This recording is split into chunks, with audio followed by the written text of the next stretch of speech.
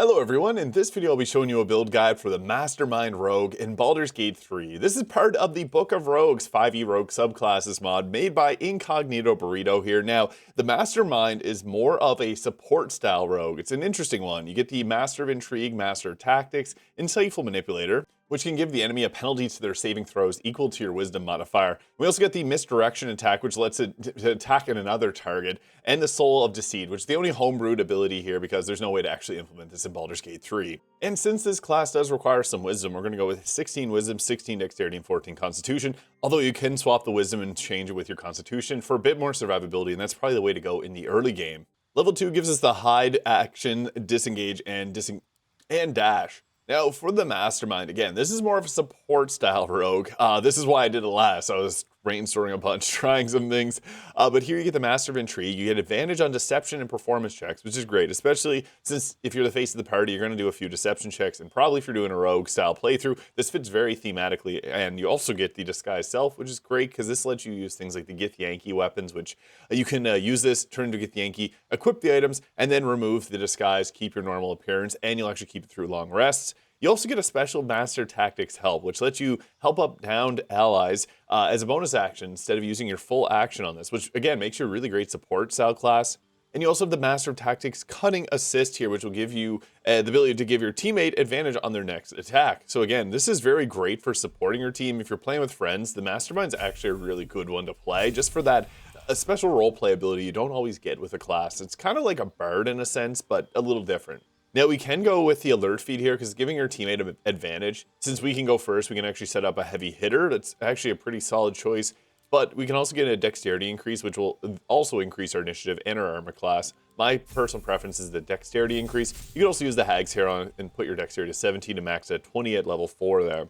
Level 5 gives us the Uncanny Dodge, which lets us take half usual damage. This is something you want to think about using, because sometimes there's different ways you want to use your reaction, and sometimes there's different attacks you want to prevent yourself from taking damage from. Level 6 gives us another choice in skills here. If you're not going with like a super evil playthrough, I guess you could take points out of Intimidation, give yourself Acrobatics. This will prevent you from getting shoved. If you care about combat a lot, that's really nice, because getting shoved can sometimes just be a one-shot against your character if you're positioned poorly.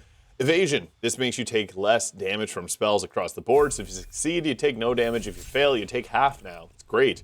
Level 8 gives us a feat. We're going to get another one at level 10, so we may as well take the alert feat here for that +5 to our initiative, making sure we do go first. Now we get our subclass unique feature, Insightful Manipulator. You roll an insight check to manipulate a humanoid, rolling against their intelligence, wisdom, or charisma scores. Enemies who fail become manipulated, getting a penalty to their saving throws equal to your wisdom modifier. Again, this is useful for setting up your spellcasters. You're a great support style rogue again. Level 10 extra feat. This point will take our increase to dexterity. Otherwise, you could go with like the wisdom to give yourself better ability there. However, I also am a big fan of Sharpshooter, as sneak attacks from range can be actually pretty deadly. And you then also get the +10 to the damage, and then Crossbow Expert lets you do them at close range. The Rogue is kind of working with a bit of a difficulty here, and I will be multiclassing this one because the level 12 or level 17 ability, it's probably better for us to get some more offensive juice in the subclass. Level 10, 11, we get the Reliable Talent. Basically, the lowest you'll roll is a 10 on any check there. Once we get to level 12, we get our feat here, and again, an increase to dexterity could be a choice. We want Sharpshooter, so my personal preference is I like to add in the Crossbow Expert with Sharpshooter so that you can do close range attacks, use Arrows of Darkness with specific items. You don't have to do that, but it's one way to make the rogue actually feel like stealthy and damaging in combat. But Crossbow Expert lets you set that up. Otherwise, you can go with an ability score improvement. And Savage Attacker is also a great choice too. This is only for melee weapon attacks, so if we're going ranged, it's probably better to do the Crossbow Expert to give yourself that close range attack, and you get more piercing wounds from it. Level 13 gives the subclass feature Misdirection. I love this ability. When you're at a target of an attack while there's another creature within 2 meters of you, you can use your reaction to force the attacker to choose a different target instead. Now, level 17 features the Soul of Deceit here, which again, it does require some homebrew because it doesn't translate well from tabletop. You gain a bonus to your deception checks equal to your wisdom modifier and immunity to being charmed, which is cool. But I think I'm going to go with a multi-class after this Misdirection ability. I want to show that off, but I can't really show off a deception check bonus to wisdom modifier. So I think at this point, it's actually best to add in the Ranger, one of the less popular classes, but a very great pairing with the Rogue here. This also gives us medium and heavy armor proficiency if you want it. I also like the Bounty Hunter, which will give you the Ensnaring Strike. Since we can do some ranged attacks too, that's a good choice. Your entire call. I do think medium armor is the call here. Beast Tamer gives you Find Familiar for the Ravens to blind enemies. Again, blinded enemies are great because you'll have advantage for your sneak attacks against them, so the Beast Tamer can be fantastic. Otherwise, taking half damage from other types of spells is good too. Once we get to level 2 here, we then get our spell choice. Hunter's Mark is a great one, and then we'll go with the Ensnaring Strike. And the Fighting Style, defense for better armor class is great, but I think the +2 to ranged weapon attacks is great because, again, we're a mastermind. We're there to be strategic. Shooting sometimes is strategic, and preventing our team from getting hit with things. Now, we get our subclass here. I love the Beastmaster, but the only one that really fits well with this is the Gloomstalker, because this gives us even further power in combat, +3 to our initiative, and an increased movement speed, but we also get a free attack on the first turn of combat, and then also some abilities that are kind of overlapping here. We can then also take the Hill of Thorns here, or Long Strider. If you don't have someone with Long Strider, it'd be better to take that. Level 4, another feat. I'm always a big fan of Lucky. Getting advantage on attack rolls, ability checks, and saving throws can sometimes be really useful in preventing something from happening. We also have the ability to set up our teammates with things like this, but Lucky just fits well on this, I think. I like throwing Lucky on rogues. Defensive Duelist is another good choice I should have mentioned there. Level 5 gives us our extra attack. Finally, we're combat ready. We also get Misty Step, which I feel like feels great on a mastermind. Being able to teleport around in combat just feels great. And Pass Without Trace, one of the best stealth spells of all time. +10 to stealth checks, it's a concentration. Get your other casters to cast greater invisibility on you, and you can solo combat. You can solo the entire game. It's kind of crazy at that point. Level 6 gives us another favorite enemy, and we can get our heavy armor if you really wanted it. And I'd recommend Wasteland Wanderer Fire, as you're going to come into fire damage more common than the other types of damage, but you can build however you want. Level 7 gives us the Iron Mind, so this gives us proficiency in Wisdom and Intelligence saving throws. So yeah, we got abilities from here. I think this one ends up being a little bit stronger. It's just the way that the class is made for tabletop. The rogue does kind of do things outside of combat a little bit better. So yeah, but for this, I guess Spike Growth is a great concentration to have, as we're going to want to be able to crowd control a bit. And that is the Death Wielder's Dress from the Ethereal Threads mod. Now, since we're going to use Crossbow Expert, it'd be best to use the Hellfire Hand Crossbow, because when we're hiding or invisible, we can inflict burning, which will then trigger the Fire Stoker, and pretty much everyone gets these items, so they're not hard to miss. You could use the Titan String Bow with the Strength Potion, or the Hellrider Longbow, and the best one would be like Gaunter Mail as well, but I like the hand crossbows because we can do some pretty fun stuff at close range with them as well. Now, I'd love to throw on the Dolar Amaris here. Getting a +7 on our attacks is really good, and this can go even further. Now, I also have the Justiciar's Scimitar here, giving you advantage. And it'll blind targets if you attack them with advantage. It also oddly has a Shadow Blade ability here, so it's kind of strange how it works. And we can also throw on things like the Crimson Mischief here, which will give you additional 7 damage on your piercing attacks. And the Blade of First Blood here, which will give you bonus armor class. And when you attack, if someone attacks you and misses, you can do a True Strike attack against them. I personally like to have the Dolar Amaris for that additional damage on our ranged attacks. And attacking with this, but this is going to boost it up. If you have a couple of these, or if you have the Vicious Axe, you can throw that on as well. I'm also using the Gloves of Balanced Hand to give ourselves that ability modifier on the offhand there, and the Boots of Stormy Clamor. Alternatively, if you want to damage max the Helldust Gloves, will make your offhand attacks less good, but we have a bonus action ability that we want to support the team with, so that could make a bit more sense. These gloves are better for others, but you could also throw on things like the Dark Justiciar Gauntlets, just to get the extra damage, because we're going to do some range attacks, so it's really beneficial. Early game, the Adamantine Scale Mail is a fantastic armor set. Later on in the game, you can use the Armor of Agility to get your armor class up to 24. And I still think probably the best choice is to go with the Ballast Armor here, just because you could make enemies vulnerable to piercing damage. That's just going to be the best choice once you get to the end game, but I showed you an Act 1 item as well. Cloak of Protection is great. You can also use something like the Deathstalker Mantle if you're Dirge, but I'm also throwing on the Mask of Soul Perception to offset the Sharpshooter negatives. Now, as a mastermind, you're going to want to use your mastermind. We're going to take Pass Without Trace here, which is a fantastic spell, underrated, and it makes the Ranger a great addition to this for strategizing. We're also going to take somebody else in our team. I did mention this briefly earlier. If they don't have greater invisibility, you can get scrolls of it. And basically what we're going to do is, since we get that Pass Without Trace benefit, we're going to have a hard time getting seen, because greater invisibility is actually going to roll up in terms of the number that you have to roll every time that you do a stealth check.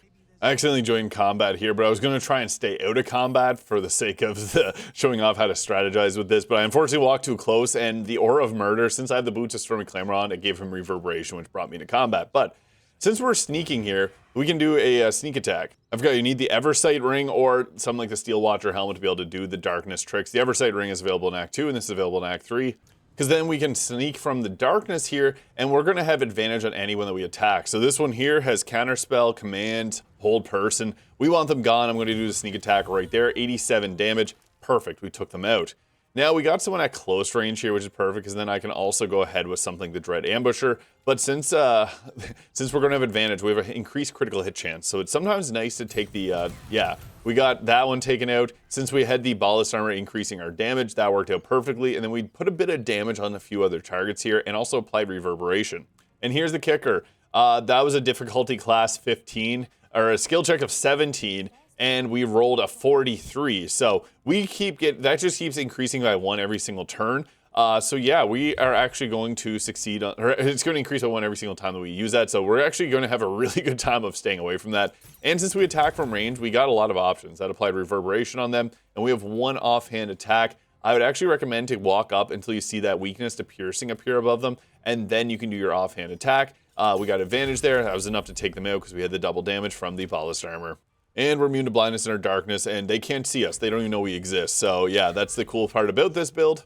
The only downside is sometimes the enemy's AI is like having a very hard time determining what to do. It's like they want to attack you, but they just skip their turn. So that's one of the funny upsides, I guess, to using darkness. Sometimes the enemies just get so confused in what they're trying to do, they don't do anything at all. And the nice thing about darkness is you can always run away from it if you need to. Now, the thing is, Shadowheart's holding the concentration and greater invisibility, so I do have to protect her. And I guess that's where you can give yourself, like, if I don't typically use my teammates in this build, and I should have, but I want to make this one soloable, I guess. But you would give your teammate advantage on their attacks so that they could land their hits to protect themselves. And then if they go down, you get their bonus action pick me up, so that's pretty nice too. And you can also use your Insightful Manipulator here. So this is great because you can roll it against whatever you want, what stat. Most of them are going to have the lowest charisma, unless they're obviously a charisma-based class. And then you're going to use these to be able to land your team spellcasting a little bit better. But the great thing about this is we're invisible and they have no idea where we're at. So this is a high priority target that I just want gone. So I'm not close enough to give them the double damage, and I am now. That's kind of the whole thing that we want to do, is get in close, and then boom, free. We're still invisible, 76 damage, kind of crazy. And then the other thing is, too, we got arrow many targets here with advantage for a potential crit, and that actually chained over there, kind of cool. Actually, we took out everyone in this area, perfect. We saved Shadowheart, so the concentration is free. We also applied Reverberation on the enemy just by walking close to them, so again, that's what Mastermind is all about, using your mastermind. Now, I don't normally use teammates in this video, I'm not going to, but I'm just going to show you. You can give them advantage on their attack rolls if you wanted to, and it will do a stealth check on that, and we succeeded it perfectly. So that's a nice thing, I guess.